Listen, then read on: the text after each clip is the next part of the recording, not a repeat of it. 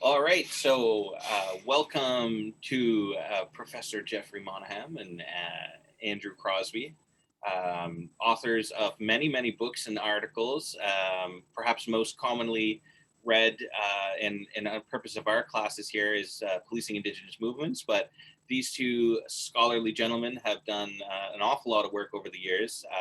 I've had the good privilege of knowing them since we were probably like well over 10 years now. So it's a real treat to be able to welcome you to our class in research methods at Dalhousie University, unceded Mi'kmaq territories.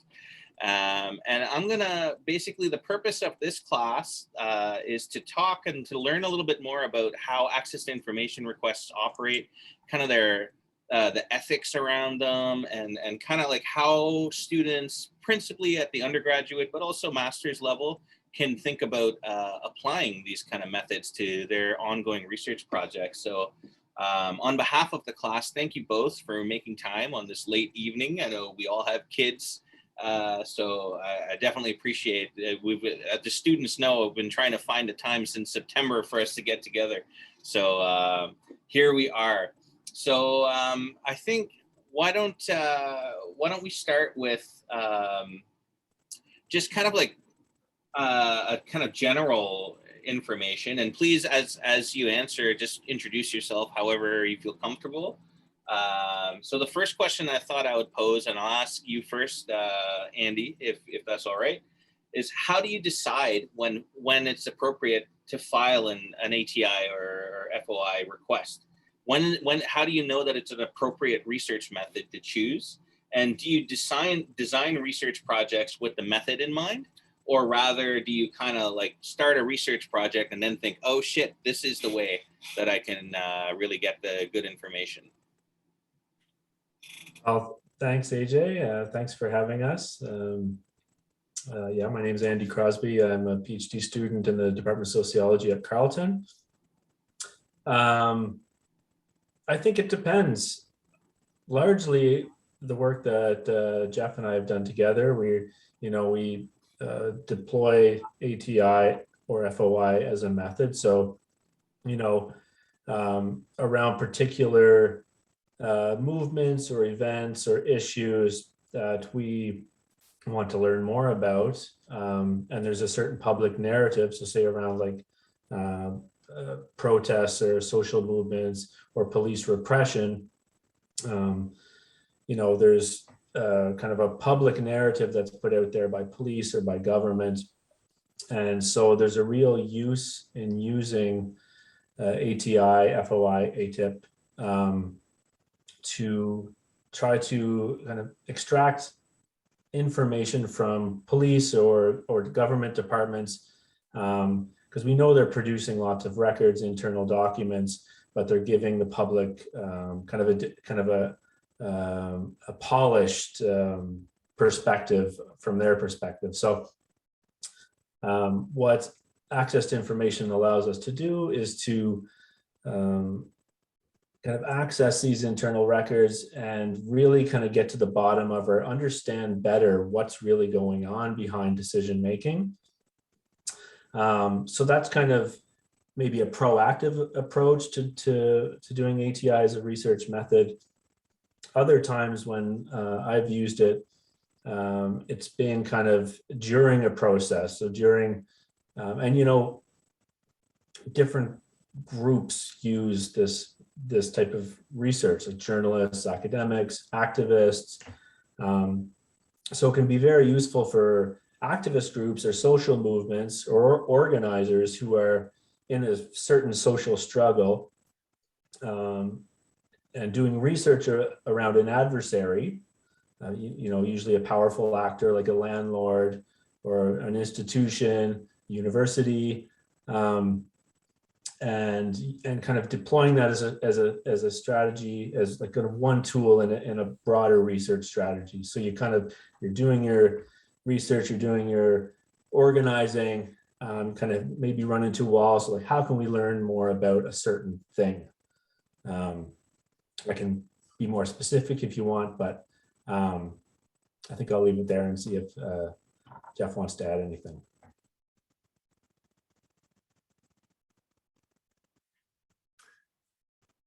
Yeah,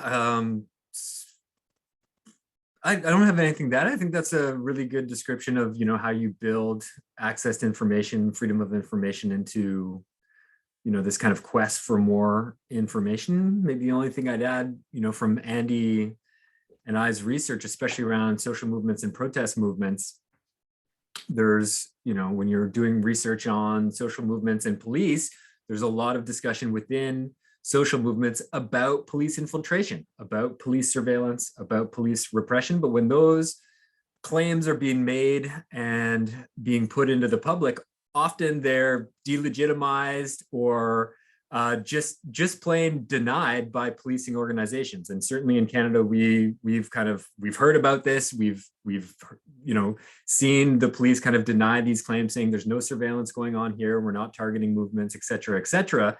And so part of our book, Policing Indigenous Movements, we began the research project really, as you were saying, AJ, like with this idea of kind of like the politics of our methodology is that we are going to document how the police engage in surveillance using their own records to narrate how they do surveillance. So in a way, it's a very political decision to say that, listen, like movements already know that they're being targeted and that the police are engaging in surveillance. So what we want to do is we want to put on the record the state, who are denying it publicly, we want to put on the record all the different ways these kind of collection of agencies are engaging in police and police suppression of these movements using their own records to underline how they're engaging in those practices. You're on mute.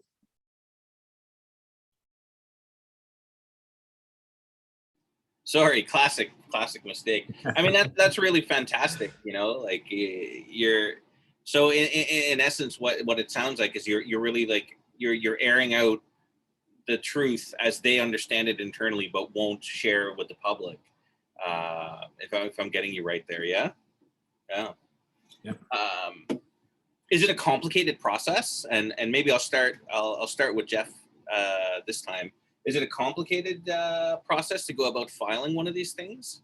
No, not at all. I think, I think Andy as well, I think we'd both really encourage people to use the acts. So the either provincial acts, sometimes municipal acts, and definitely the federal act.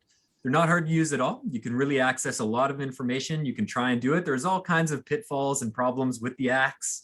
And you run into all kinds of barriers in the process, and a bunch of government departments that claim to be transparent and want to provide open data and all of these things give you a tough time here and there. But it's really worthwhile using the Act in terms of writing your papers and doing work in your undergrad and even grad programs if you happen to go there, or even work, whatever, you might be in different locations doing work. You can really make a lot of use from the Access to Information Act to get all kinds of records that aren't available to the public. The government, as Andy was saying, different agencies produce an enormous volume of records. In fact, they're doing all kinds of research that they don't release to the public, and all kinds of information that they have locked away, that the Access to Information and Freedom of Information Acts can be used to make and produce those records for the public. So it's a really important public service. Not just a research enterprise, but it's a public service to engage and do these requests. So it's quite accessible. You can really impress your professors by using these tools for research, and we'd definitely encourage you to do so. Yeah, and I could just add that everything is online now. So when we started doing this, and we still may do it, you type out a letter, write out a letter, sign it, write up a $5 check for the federal act. Costs $5 to submit a request, and put it in an envelope, put a stamp on it, and put it in the mailbox. We've been doing that for years, but over the years, everything's now online. And actually, during the pandemic, I've actually started filing requests using the online method. I think most federal departments now accept requests online. Provincial and municipal, less likely. So, we're in the cities of Ottawa and Gatineau, and we still have to mail in those letters. for municipal requests. Provincial depends on, every province is different. Every province has its own set of laws and costs and procedures. But you can just simply, within probably 2 to 3 minutes, you can file a request online and pay for it with a credit card. It's very simple. I want to highlight, in case that it doesn't come up again or I forget, a big trend in government now too is this transparency, accountability, proactive disclosure. So government agencies receive hundreds and sometimes thousands of requests per year, and that there's a bureaucracy to deal with this. Part of that is governments will proactively disclose, like kind of put records online. You can't usually find a lot there, but what you can do and can find is previously submitted and completed requests. Oh, wow. You can request those for free. You can see them online, and you can just click a button, and it can be quick or not, but usually it's pretty quick, where you can get those records that someone has already gone through the trouble, the process. But yes, you just stick in your Firefox search engine, open Canada ATI. That's what I do. You'll go right to that site, and you can access any federal record that's been released in the last 2 years. That's incredible. I had no idea that it was actually that accessible in terms of being able to do that. Can I ask, and maybe I'll start with you here, Andy, and proceed there. So when you do this, do you find, like, how do you process all the information that comes in? How do you make sense of it? Because I can imagine that perhaps at times it would be an overwhelming amount of data that you would receive. And especially for undergrads who are kind of just like learning how to do research in this way, like, how would you suggest people think about processing that? Yeah, it's a good question, and is kind of an art to it that you develop I think every one of us kind of has our own unique approaches based on our experiences, and it really takes experience and kind of time to get used to it, and then you'll develop your own method of kind of record keeping and sifting through records. Sometimes you may only get an 11-page document, another time it may be 3,000 pages. So an 11-page briefing note or memo, you can kind of go through, read it line for line. You can do the same for a 3,000-page document, but it's going to take a lot more time. So,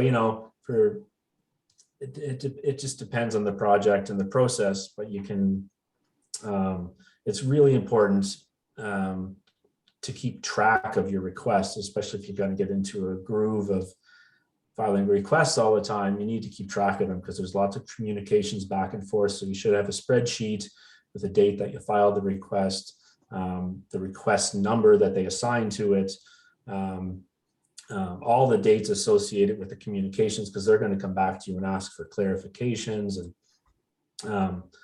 and yeah, so keep track of just the actual request, and then when you get the documents, whatever works for you. So you may want to do a Control F search for key terms after OCRing it. But yeah, I don't know, Jeff, how do you deal with large volumes? Yeah, so that's the thing. Like, so for example, our research project for the book, we had hundreds and hundreds of requests, all kinds of agencies, and thousands of pages. So we had like a much more elaborate kind of research methodology that included all of this data collection and all different ways of doing data analysis.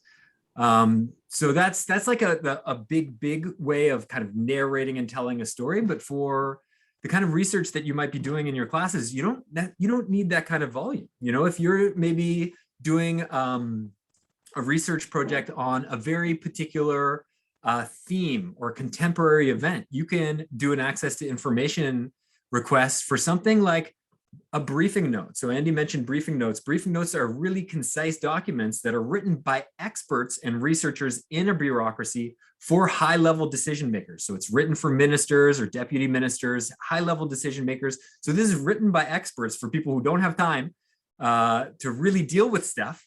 And they want a 4 or 5 page, really kind of concise explanation of what the bureaucracy is doing and maybe what the political actors are asking for. Sometimes you'll get redactions and stuff like that, but this is the type of document that you could do a really good discourse analysis. You can see what kind of language that they're using to describe a social problem, how they're describing it. So you can really just focus on key terms or key ways of that they're describing a social problem or the social world, and you can contextualize that in a paper by talking about like how this fits with other forms of power, how this fits with other global trends, how this fits with maybe what a counter narrative would be about this problem. So how is it problematized? How is the problem rendered into a certain type of object? So you can fill a whole paper up with a very small document and how the government is addressing this social problem. You could do the same thing that, you know, sometimes we've requested stuff like speeches. So every once in a while, you might have you know, a politician, a minister, or even sometimes deputy ministers going to conferences and giving, you know, very frank speeches to small audiences that could be international audiences or stuff like that, where they're going and all of a sudden they're saying all kinds of stuff that's not in the Globe and Mail, that's not on the website, but they're saying this is what we're doing and this is the problems that we're having and all kinds of stuff. So again, you can get this rich text that you can't get in another spot, and you can really build an entire paper around one request, right? You can do one. So if you see, sometimes we've seen stuff like, you know, there's big security conferences that happen in Halifax. It just actually finished a little bit ago. So you see that, you know, the head of Canadian Defense is meeting with a bunch of security contractors or with the American head of defense. Or you're seeing that, you know, a whole bunch of police are having a side association on artificial intelligence or predictive policing. So you can specifically see that in the newspaper and then send a really quick request saying, hey, I want your PowerPoint presentations, which is something that we've been really successful at getting, or I want the speech notes, or I want, sometimes, again, these really important people, they're at the top of the bureaucracy, of all these experts basically write them a briefing book that they study on the plane on the way to these meetings. And that briefing book has tons of great information that you'll never see on a government website about, you know, what the government's doing, some controversies, what they're not doing. They even have stuff about like, if you're asked about this, say this and don't say this. So all kinds of stuff, again, that's in the backstage of all of these current issues that you can access fairly easily. That gives you a world into these social problems that you otherwise won't be able to have. I mean, that sounds incredible, to be honest. Like, I mean, I can't, it's difficult to wrap my head around the idea that you could get access to like a deputy minister's briefing book. You know, I could see the PowerPoint slides maybe, but like that really is like a next level kind of access. So, and maybe I'll put this first question to you, Jeff, then. Do you find that often when you put in these requests that everything comes back blacked out in black ink and stuff? Like, how do you manage, what's the recourse, I guess? Can you push back if they send you back like all blacked out text, or how does that work? Yeah, that's when you get into the real kind of like the subtle negotiations and the difficulties of doing access. So yeah, sometimes when you're really fishing for something that's controversial or big, you do get a lot of redactions, and there's kind of like, there's legitimate redactions that there's, you know, the act, the law, the way that it's written is not going to let us get information. And then there's illegitimate redactions. There's stuff that, you know, the gatekeepers within the bureaucracies just know that they don't want to let out, that could be controversial, that they're sensitive to. But it should be let out because maybe there isn't legal grounds to really let it out. So then there's always a jockeying and you know, difficulties of the act. Andy is really an expert at going around different institutions. So one thing that we did for our book is request the same documents from multiple institutions. And sometimes you can really kind of like go around the gatekeepers and you know, ultimately this is a system that is run by humans, and that means there's all kinds of human interactions that are part of the process. And part of that can be very friendly interaction. Something that I always try and do when I'm doing Access to Information Act is really appreciate the fact that the ATIP workers are just doing their job. They're not experts. They don't know the police officers or the security or the minister or anything like that. They're doing their jobs. They probably don't even know what you're talking about. So one thing that I often keep in mind is like, I'm part of doing the request is teaching them about what we're asking about and where they have to look in these huge bureaucracies. So sometimes it's really just about opening that line of communication and being as helpful as possible. And sometimes you really get the sense that there's some blocks here, and it's not necessarily an honest broker situation, and there's all kinds of reasons for that.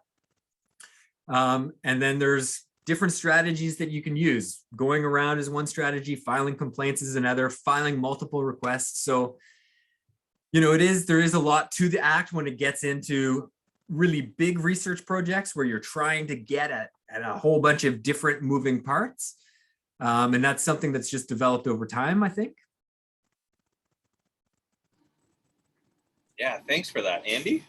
Yeah, that makes me think, kind of going back to question 1 too, just a little note that it's really important to be precise in your requests, with dates, with, if you know where you want the search to be directed, because ultimately what the ATIP worker is doing is they're organizing a search in a specific unit of potentially a massive bureaucracy. So it's important to be precise as possible. If you learn, do your research before doing the request if you have time. You can do a little bit of fishing too, but the more information you know, especially around dates, the better. And yes, I always try to maintain a really good diplomatic relationship, cordial with the ATIP workers, ATIP officers. Usually they're very helpful. Their job is to assist you with getting this information. So it's important to, treat them with respect and whatnot. You will run into, if you do it as much as us, you're going to run into some people within that, the gatekeepers that are just kind of hard and don't want to kind of follow their own rules.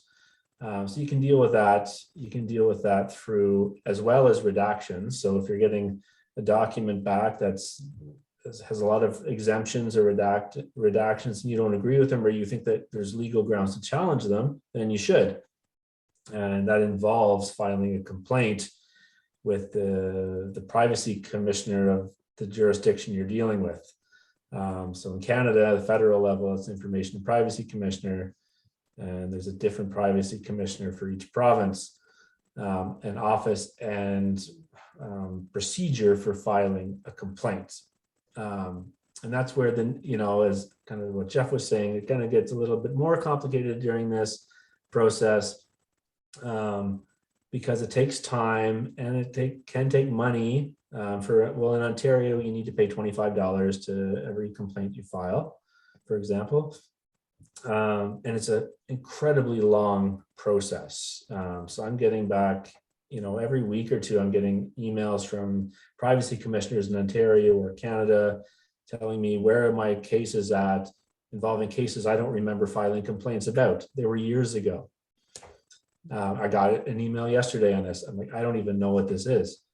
But if you have the time and patience to go through these negotiations, and that's what they are when you file a complaint, it's a negotiation. You have the privacy commissioner's office has a mediator that comes in and mediates between you and the institution you filed a request with and you're complaining about. And from filing a complaint, sometimes the institution will say, okay, well, maybe we should have given some more information. So we'll give more information and hope this complaint goes away. So that's common. It just takes a lot of patience.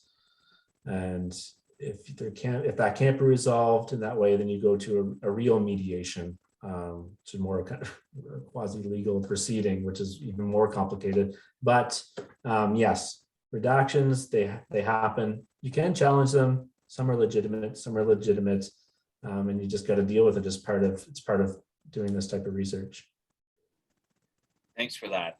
I mean, I guess like even if something is fully redacted, I mean, even talking about that, I suppose that brings something to the table too, in terms of exposing the fact that they don't want to disclose something. So you can almost kind of talk about the absence of information, if that makes sense. Yeah. Mm-hmm. Sorry, that wasn't much of a question, but yeah, you're right though, because part of the, and even when you get a document and you get your heading, and then there's something really good under there, part of the process is this kind of all these unknowns that are built into that process. So if it's fully redacted, then it's really just this domain of secrecy that I think we can still talk about, right? Like there's still something there, and just that the fact that is there and that is knowledge that's being kept from the public is something that raises questions about how that knowledge is constructed and what that knowledge is, and why the public shouldn't get access to that knowledge. But also quite commonly you get bits and pieces. And so one of the funnest parts of, doing the research, and, Andy and I sometimes get these documents where we're kind of going back and forth, and it's similar to archival research, right? Where you're following trails. And that's one of the beauties of research. It makes research really fun, where you have these little bits of information and you kind of go back and forth being like, what is this? And where can it lead us, right? Like if this exists here and, oh, they're referencing something over there, it gives you a lot of ideas about what's going on. And sometimes you have to use a bit of imagination, right? Like when there are these elements of secrecy or these elements of unknown, there's actually all kinds of other information that can help tell you about this information. So even when you're in an archive and you're reading a bunch of letters and you're seeing references to other letters and you're seeing references to other events or just reactions to events, it tells you about how people are reacting to certain events. So there's so much to kind of think about and understand about institutions and people and how they're reacting to these problems, about how they sometimes talk about things that aren't there. So it's kind of part of the fun in some ways of doing the research, is a bit of puzzle work. You'll rarely get exactly what you want. You kind of get enough information that you feel that you want to do more, is kind of like it's the attractive part of research. Totally. And in that way, like it really does sound almost identical to archival research. It sounds like an archive of the right now to some extent, and it is super exciting. I've never done this kind of thing, but obviously I've worked with colonial archives and whatnot, and that chase is an intoxicating chase indeed. Andy, do you want to say anything on this point? Wasn't really a question. We were just talking about it. Yeah, no, I think I'm good. Okay. It's great though. So the next question I had for you guys, and we're coming up on the end here, is I'm curious about ethical issues that might come up, if they come up, So you're digging around for something, you're not quite sure what you're going to find, and then what comes back to you is something that might have kind of huge ethical aspects to it, and you can interpret that in a broad variety of ways. So, maybe if you can think back on your own experiences, if you ever found something where you thought, me knowing this kind of puts me in an ethical situation where I need to decide what to do with this information. Or is it more just like, well, if they gave it to me, this is for the public, and I can do kind of anything I want with it. So we spent a lot of time in this class kind of thinking broadly about ethics beyond like a research ethics board, but more about like what is ethical research and what is not ethical research. So I'm wondering if you could comment a bit on any ethical quandaries you might have found yourself in doing this kind of work. And Andy, why don't you start? Yeah, for sure. Yeah, that's a really great question, and thought-provoking. Require me to kind of go back and kind of go over some potential instances. I think around doing this type of access to information research around the policing of Indigenous movements or communities. I think one thing that we're aware of and try not to perpetuate is when we're like the kind of narratives and discourses within these documents, are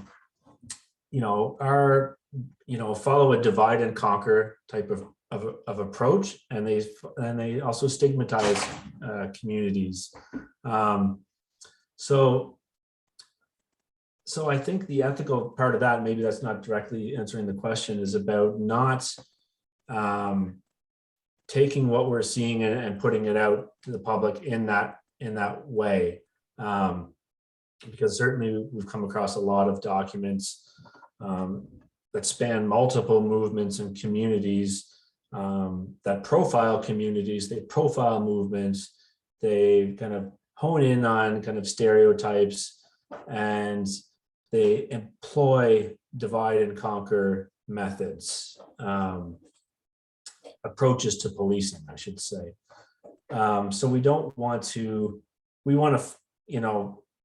kind of fight back against that, take that information and without kind of, I think we want to kind of acknowledge that it's there and then fight back against it or write back against it. The only other thing that came to mind, and I could maybe think of others if I thought longer about it, is for one example, I uncovered, I received a large request, wasn't what I was expecting, about a huge surveillance operation against an organization that was doing illegal activist work in support of Indigenous solidarity. It wasn't an Indigenous group, but it was like a group in solidarity. And so I never did anything with that, but what I did do was reach out to that group first to let them know that I had received this, and asked, kind of ask for direction, and what maybe they would want to do with it, the information. So maybe I'll leave it there. That's a really good, good specific example, actually, of how you navigated that. How about you, Jeff? Yeah, I think it is a very thoughtful question. Andy and I can think of two instances in which the government redactors did leave individuals' names in documents, and one of those we actually released, and it did go public without kind of further redacting, which it's one of these difficult questions. It's like, there definitely is something very powerful about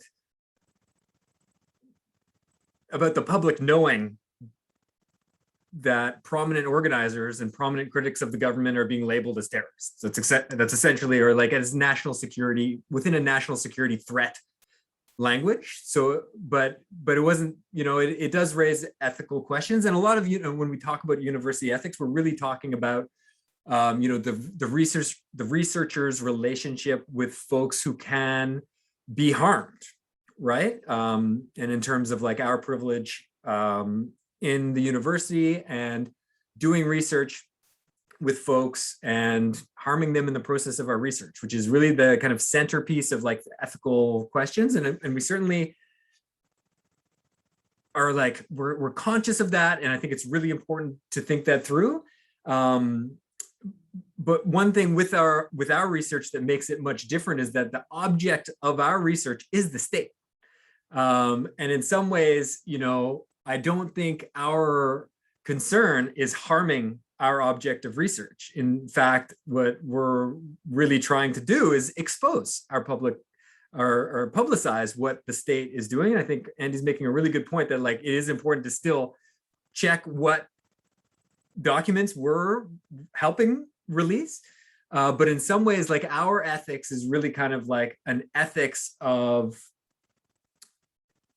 the public. It's public ethics. So it's not necessarily an individual responsibility to kind of like potentially harmed groups. It's like our responsibility is really to the public, and an ethics of making sure that state transgressions and abuses of power are being made public. So like it's a different approach to ethics in some way. And some of the ways we go about our work is actually very similar to journalists. So it's like journalists really have like a very strong professional socialization around protecting sources and protecting data and stuff like that, which is something that we also kind of import and think about, which is, an interesting other angle to kind of bring in and think about ethics of ATIP. And sometimes when we talk about ethics too, we're kind of talking, we want to talk about making more things public, which is kind of it is a different approach in sometimes thinking about, data and protecting data. We really want to make data more available. Yeah, no, thanks for that, both of you. So my last question is kind of like an very open-ended question, which is, this class is comprised of fourth-year students, many of whom are going to go on to master's level research in the next year or two. So I'm wondering, is there any kind of general advice that you would offer to undergrad and MA level researchers who are interested in exploring this method for the first time? And why don't we start with you, Jeff, for this one? Yeah, I definitely encourage you to check it out. So if you know what your research topic is, think of a way in which government agencies, municipal, federal, provincial, whatever they are, intersect with your topic. And so think about ways that you can really find out kind of cutting edge information about what government agencies are doing on this topic, and you can get all kinds of really great information. Start by checking the Open Canada portal to see what access information requests have been done, just to see what's out there. And you can start kind of seeing what the texts are like, but get started early and see what you can have. And, very few projects are just accessed information. You really do need to combine with other data collection or data production strategies, which I think Andy can talk to. But my recommendation is really think of it of what you can get and try it out. It's really easy to get started, to just send in a request. It costs $5, but it's amazing to see what you can do. And so think about those connection points. What departments can you request different things? And then just go online and give it a try and see what you can get, because you can really start snowballing and building more and more information as you go. And as we kind of have underlined, it is a really unique way of producing data for your project. So it's like a live archive, like you're saying. You can really get at stuff in the moment and texts that you can then work with and really produce really cutting edge, great work. Yeah, no, that's I don't know what else I can add. I can elaborate on those points, but those hit all the points that I would say. Start early, use the Open Canada portal, and you can search in that portal, right? So if you have a certain topic, just do a search for a keyword.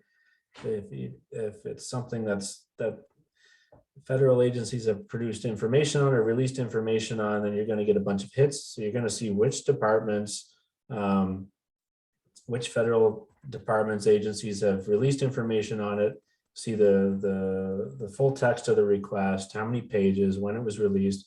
Just simply request that. Request them all. Some are better at responding timely than others, but sometimes you get it back in the same day. I mean, you can't go wrong with that. So start there for sure. Start early. With your own filing, your own requests, just try it out. There's no harm in doing it. And that's a longer process. And the other thing that I would have said as well is, it's kind of part of part of a kind of a mixed methods approach. So you don't have to focus your honors thesis or your MA project around ATI, but I don't see why you wouldn't think about incorporating it in as part of your methods for your project. Because if you're doing like research on the social problem that, that, as Jeff was saying, intersects with any sort of government body, which it probably does in some way, then you just can't go wrong with bringing that layer of information, of research into your analysis and your writing that you may not get from doing your other types of methods, or it certainly would add something that you may not get. So yeah, I think I'll leave it at that. Well, thank you, gentlemen, both. On behalf of the class, I mean, I for one, will certainly be filing my first ATIP requests before the month's end. I learned a lot from this. I know the students would have learned a lot for this. So thanks to you both for sharing your knowledge and perspectives on this exciting method for doing, socially engaged research. You've given us a lot to think about. So thank you. Thank you. Thanks for having us.